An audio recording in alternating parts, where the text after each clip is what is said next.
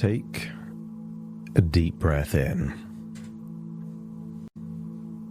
And as you breathe in that slow, long, resourceful breath of relaxation. And as you exhale, feel a wonderful sense of release. That you're able to let go, to release any tension, any worries, and just allow it to leave your body in your outward breath. Breathing in relaxation and exhaling tension, enabling you to feel deeper and deeper relaxed.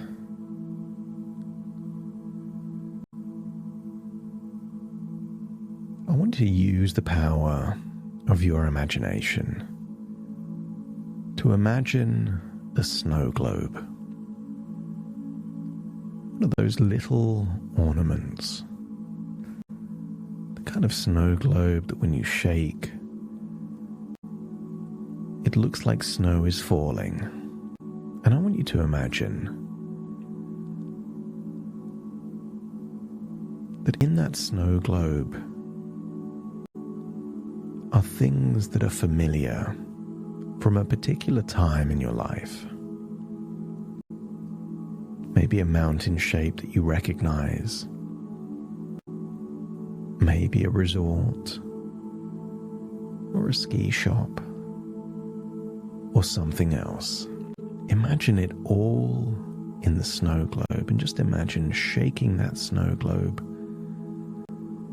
And as the snow settles, imagine what it would be like to become someone inside the snow globe. And I want you to imagine observing yourself at a particular age where your definition of being good enough was matched. See that version of you with sky-high confidence, insatiable self-esteem, as you realize that that version of you at that time in your life, when you compared your ideal self with your current self, they were one and the same. So you already know what it feels like to have high confidence, high self-worth, and a self-image that is brimming with confidence. And perhaps you can remember a particular moment that exemplifies and represents the essence of that feeling. And when you can witness that memory, let me know by nodding your head. And then step into that version of you, remembering what it was like to feel that when you looked at yourself in the mirror, you loved who you saw. That version of you wouldn't have wanted to be anyone else. That version of you made evaluations that showed you in your most positive light. And notice how your life at that time reflected those evaluations. You held yourself in high esteem, and people around you acted accordingly. You already know what it feels like to accept yourself, like yourself, and to admire who you see when you look in the mirror. Feel that you are awakening that part as you can recall that when you felt that good, the harsh criticism wasn't there. Aggressive, moodiness, low self-esteem was absent. I want you to get a sense that you are at your best when you see yourself as you really are. When you make evaluations that you're competent, able, in the right place at the right time, none of those things seem to be there. And therefore you have evidence that you are at your best, not when you're harsh with yourself, but when you're kind, loving, and accepting of yourself. Feel that you are awakening all of those feelings of high confidence, high self-esteem, high self-worth, and find a full-length mirror and feel all of those things within you. When you look back and see yourself at your current age, maybe even hear yourself with your own dialogue. Damn, I look great. And know that it is true. And the more you think about it, the truer it becomes. How many people of your age can do what you can do? You get a sense that you're successful, athletic, smart, kind, caring, full of self-awareness, a loving person.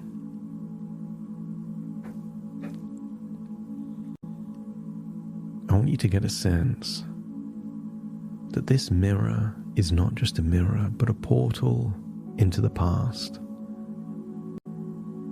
And imagine stepping through into that mirror with all of that confidence and self-esteem and seeing yourself as a 10-year-old boy helping your father.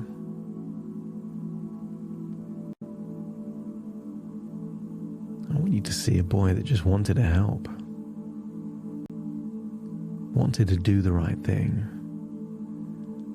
And I want you to witness as that boy was harshly criticized, yelled at.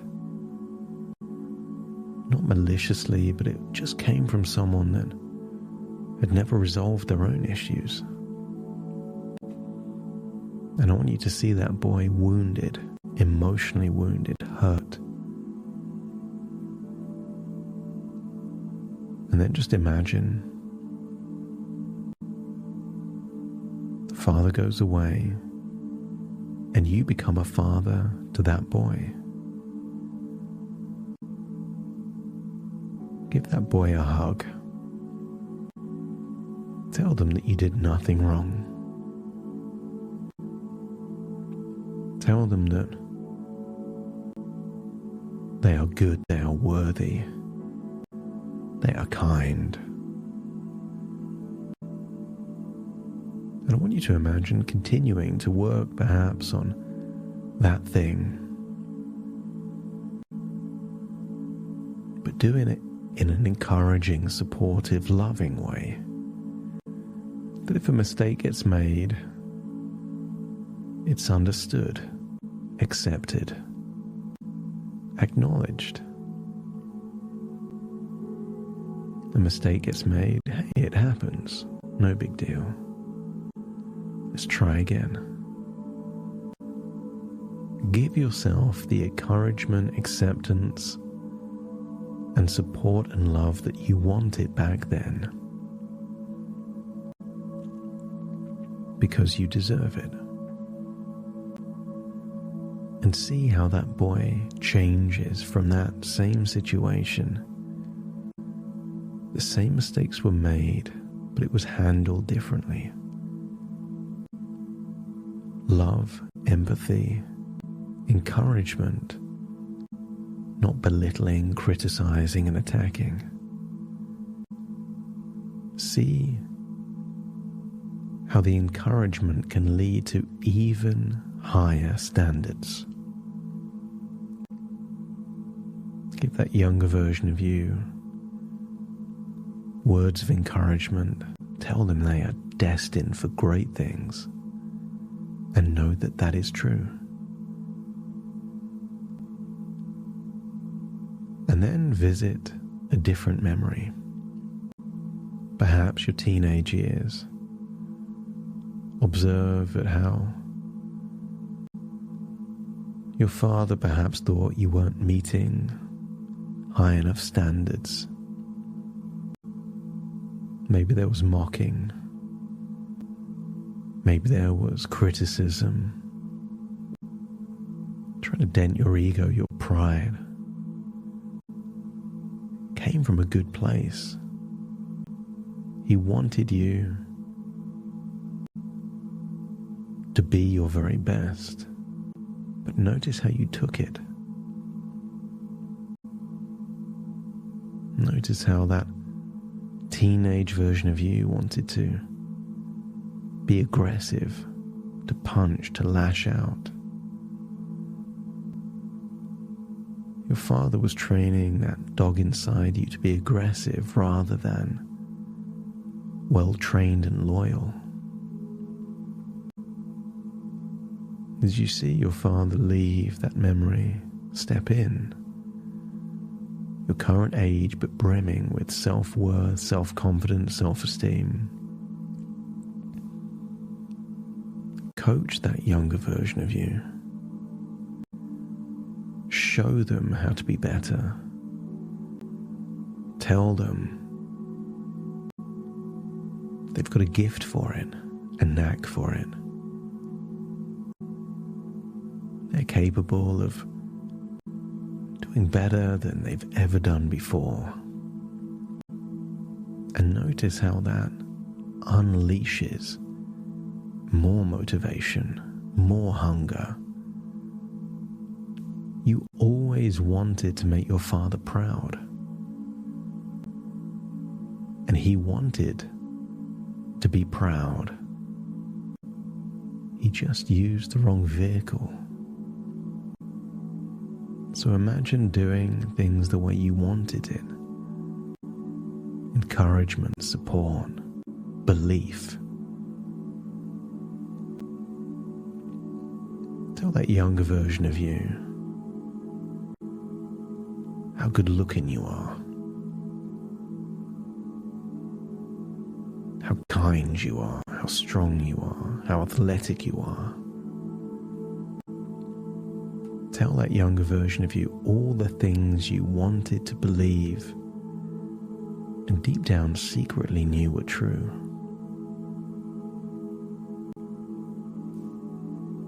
Give yourself a hug and tell that younger version of you that you will be unstoppable. Say goodbye and then go forward to one final memory. Perhaps in the aftermath of a relationship not working out, for whatever reason. But I want you to see yourself being harshly critical with yourself, either saying out loud or thinking, not smart enough, not successful enough, not good enough, not good looking enough.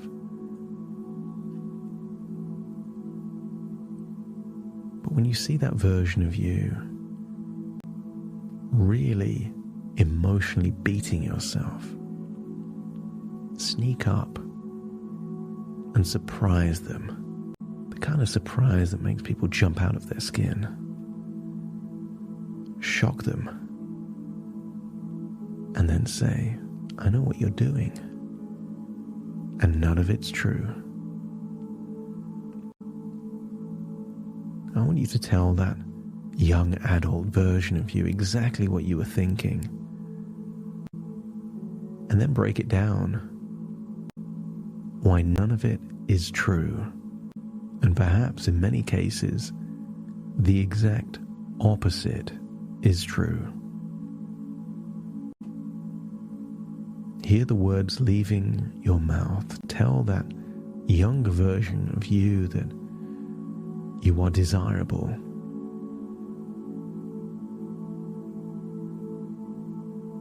Women want you. You are worthy of a relationship. You can have whatever you want. Tell that younger version of you the truth, because it is. And see the posture change. That self-loathing turns to self-love. The self-criticism turns to self-acceptance. The harsh words turn to kind, encouraging words. Start to hear your own inner dialogue. Notice how it changes.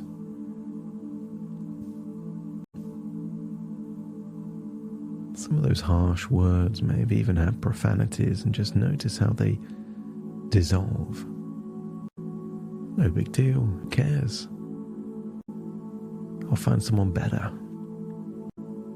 And notice when it's kind and loving and full of confidence, you feel better. And that gives you a spring in your step. And that leads to chance encounters and conversations, which in turn gives you more experiences that prove that you were right all along. You are worthy. You are good enough. You are 100% the person you want to be. And imagine being that age again and realizing how much strength you have, how much energy you have, how much passion for life you have. You would do anything to be that age again. And you wouldn't be harsh to yourself. You would make the most of being that age. And just as you will never be that age again, you will never be your age right now again. Wouldn't it be a shame to realize that you were wrong 29 years in the future without the ability to go back and change it? The ancient Chinese had a proverb. The best time to plant a tree is 10 years ago, and the second best time is right now. The best time to make a change would have been back then, but the next best time is right now.